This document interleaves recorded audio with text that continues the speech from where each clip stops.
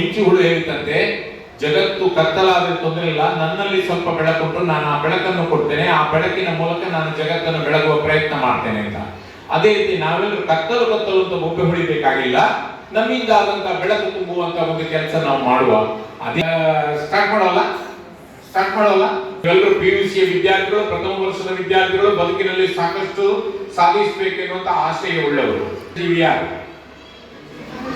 ಎನಿಸಿದಂತೆ ಆಗಬಲ್ಲ, ಯಾವುದೇ ಅಸಾಧ್ಯವನ್ನು ಸಾಧ್ಯ ಮಾಡಬಲ್ಲಂತ ಒಂದು ಶಕ್ತಿ ಇದ್ರೆ ಅದು ಮನುಷ್ಯನಿಗೆ. ಹೌದಾ? ಶಕ್ತಿ ಇದ್ರೆ ನಿಮಗಲ್ಲ, ಮನುಷ್ಯನಿಗಲ್ಲ. ಯಾವಾಗ ಬಂದಿದ್ದೀರಿ ಹೇಳಲಿಕ್ಕೂ ನನಗಿದ್ದ towards success. Any point of your journey towards success. ನಿಮಗೆ ಆಗಬೇಕು ಅದಾಗಬೇಕು. ತೆಗೆದುಕೊಂಡ್ರೆ ಸರಿಯಾದ ಕಡೆಗೆ ನಿಮ್ಮ ಜೀವನ ಸಾಗ್ತದೆ. ಇಲ್ಲ ಅಂತಾದ್ರೆ ಖಂಡಿತವಾಗಿ ನಿಮ್ಮ ಜೀವನ ತೊಂದರೆಗೊಳಗಾಗ್ತದೆ. ಹಣ್ಣು ಎಲ್ರಿಗೂ ಹಸಿವು ಜಾಸ್ತಿ. ಚಿಕ್ಕ ಮಗುವಾಗಿರುವಾಗ ನಿಮಗೆ ಹಸಿವು ಜಾಸ್ತಿ. ಸ್ವಲ್ಪ ಪ್ರಾಯಕ್ಕೆ ಬಂದ ಮೇಲೆ ಯೌವನದಲ್ಲಿ ಹೆಣ್ಣು, ಮುಪ್ಪಿನಲ್ಲಿ ಈ ಲೈಫ್ ಸುಖ ಇಲ್ಲ. ಆ ರೀತಿಯಾಗಿ ಹೇಳ್ತಾರೆ. ಇಲ್ಲಿ ಪ್ರತಿಯೊಬ್ಬರಲ್ಲಿ ಕೂಡ ಶಕ್ತಿ ಸಾಮರ್ಥ್ಯ ಇದೆ. ಎಲ್ಲರಿಗೂ ಸರಿಯಾದ ರೀತಿಯ ಒಂದು ಮಾಹಿತಿಗಳನ್ನು ನೀಡಬೇಕು. ಅದಕ್ಕೋಸ್ಕರ ವ್ಯಕ್ತಿತ್ವ ವಿಕಾಸದ ಈ ಒಂದು ತರಬೇತಿಯನ್ನು ನಾವು ಆಯೋಜಿಸಿದ್ದೇವೆ. ಇದು ಕೂಡ ಧೈರ್ಯ ಬೇಕು. ಧೈರ್ಯ ಮಿಸ್ಟೇಕ್ ಏನು ಉತ್ತರವನ್ನು ಕೊಡುವುದಕ್ಕೆ ಸಂಕೋಚ ಬೇಡ. ನಾನು ಎದ್ದು ನಿಂತು ಅವಳ ವಿಚಾರದಿಂದ ಅದಕ್ಕೆ ಒಬ್ರು ಹೇಳಿದ್ರಂತೆ ಸಾಮಾನ್ಯ ಒಂದು ದಿವಸ ಬೇಕು ಅಂತ, 5 ನಿಮಿಷ ಆದ್ರೆ ಒಂದು ಅರ್ಧ ದಿವಸ ಬೇಕು, ಒಂದು ಅರ್ಧ ಗಂಟೆ ಅಂತ ಆದ್ರೆ ಒಂದು ಅರ್ಧ ದಿನ ಸಾಕು, 1 ಗಂಟೆ ಮಾತಾಡ್ಬೇಕಿದ್ರೆ ಬನ್ನಿ ಈಗಲೇ ಹೋಗುವ ಅಂತ ಹೇಳಿದ್ದಾರೆ. ವ್ಯಕ್ತಿತ್ವ ಒಳಗೆ ಅಡಗಿಕೊಂಡಿರುವ ಗುಣ ಅರ್ಥ ಇಲ್ಲ. ನೀವು ಒಳ್ಳೆಯವರು ಅಂತ ಕೆಟ್ಟವರು ಅಂತ ನಾನು ಹೇಳುವುದಿಲ್ಲ. ನಿಮ್ಮಲ್ಲಿ ಎಲ್ಲ ಗುಣಗಳು ಇರ್ಬೋದು, ಪಾಸಿಟಿವ್ ಇರ್ಬೋದು, ನೆಗೆಟಿವ್ ಇರ್ಬೋದು, ಏನೇ ಇರ್ಬೋದು. ನಮ್ಮೊಳಗೆ ಅಡಗಿಕೊಂಡಿರುವ ಗುಣ, ನಡತೆ, ಸಾಮರ್ಥ್ಯ ಹಾಗೂ ಬುದ್ಧಿಶಕ್ತಿಗಳ ವಿಕಾಸ, ಅದನ್ನು ಬುದ್ಧಿಶಕ್ತಿಗಳು, ಅದನ್ನು ವ್ಯಕ್ತಿತ್ವ ಅಂತ ಕರಿತೇವೆ, ಇಂಡಿವಿಜುವಾಲಿಟಿ ಕರಿತೇವೆ. ನಿಮ್ಮಲ್ಲಿ ಎಲ್ಲ ಗುಣಗಳಿದ್ದಾನೆ. ನಿಮ್ಮಲ್ಲಿ ಒಬ್ಬ ಕ್ರಿಕೆಟರ್ ಇದ್ದಾನೆ.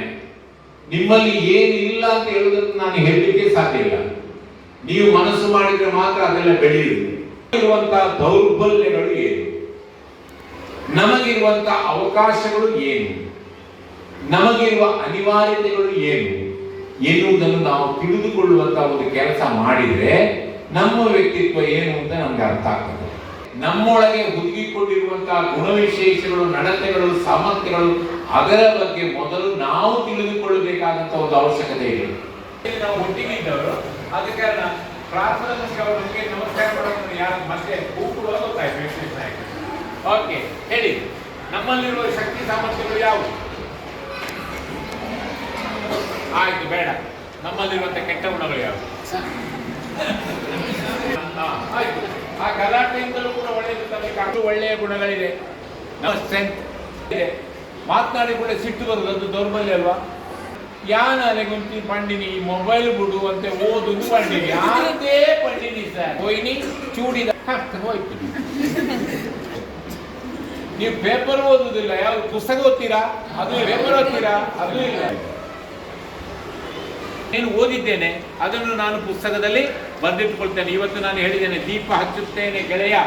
ಸ್ಟ್ರೆಂತ್ ಯಾವುದು ಪಟ್ಟಿ ಮಾಡಿಕೊಳ್ಳಿ, ಮಾಡಿ ಆ ಸ್ಟ್ರೆಂತ್ಗಳನ್ನು ಡೆವಲಪ್ ಮಾಡಿಕೊಳ್ಳಿ.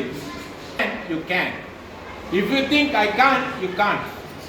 Possible is found only in the dictionary of fools. ಅಸಾಧ್ಯ ಎನ್ನುವಂಥದ್ದು ನಮ್ಮ ಶಬ್ದಕೋಶದಲ್ಲೇ ಇಲ್ಲ. ಇದು ದೊಡ್ಡ ವಿಷಯವೇ ಅಲ್ಲ. ನಿಮ್ಮ ಅಜಾಗರೂಕತೆಯಿಂದಾಗಿ ಮಾತ್ರ ನೀವು ಪರೀಕ್ಷೆಯಲ್ಲಿ ಅಂಕ ಪಡೆಯುವುದಿಲ್ಲ, ಹೊರತು ಬೇರೆ ಯಾವುದಿಲ್ಲ. ಅಧ್ಯಾಪಕರು ಚೆನ್ನಾಗಿ ಪಾಠ ಕಲಿಸ್ತಾರೆ, ಎಲ್ಲವೂ ಮಾಡ್ತಾರೆ, ನೋಟ್ಸ್ ಕೊಡ್ತಾರೆ, ಎಷ್ಟು ಕೊಡ್ತಾರೆ. ನೀವು ಯಾವಾಗ ಅದನ್ನು ನೋಡಿದ್ರು 12th hour, ನಾಳೆ ಪರೀಕ್ಷೆ ಅಂತ ಇವತ್ತು ರಾತ್ರಿ ಚಾಕುದು. ನಾನು ಅದಕ್ಕೆ ಹೇಳುವಂಥದ್ದು, ವಿದ್ಯಾರ್ಥಿಗಳೇ, ನೀವು ಸುಮ್ಮನೆ ಕೂತ್ಕೊಳ್ಳೋದಲ್ಲ, ಕಲ್ಲಿನಾಗೆ ಕೂತ್ಕೊಳ್ಬೇಡಿ. ಎದ್ದು ನಿಂತು ಚುರುಕಿನಿಂದ ಕೆಲಸ ಮಾಡಿ. ಯಾಕೆ ಆಗುದಿಲ್ಲ ಎನ್ನುವಂಥದ್ದು ನನ್ನ ಶಬ್ದಕೋಶದಲ್ಲೇ ಇಲ್ಲ. ಏನು ಮಾಡಬೇಕು? ಪ್ಲಸ್ ಇದ್ರೆ ಅದಕ್ಕೆ ಇನ್ನೂ ಪ್ಲಸ್ ಮಾಡ್ತಾ ಹೋಗ್ಬೇಕು. ಮೈನಸ್ ಡಿಲೀಟ್ ಮಾಡ್ತಾ ಯಾವುದಕ್ಕೆ ಬರಬೇಕು? ಪ್ಲಸ್ಗೆ ಬರಬೇಕು. ಕನ್ನಡ ಬಾಹ್ಯ ಸೌಂದರ್ಯಗಳನ್ನೆಲ್ಲ ನಾವು ಹೇಗೆ ಸರಿಪಡಿಸ್ತೇವೋ ಅದೇ ರೀತಿ ನಾವು ನಮ್ಮ ಜೀವನದಲ್ಲಿ ಬದಲಾವಣೆಯನ್ನು ಮಾಡಿಕೊಳ್ಬೇಕು.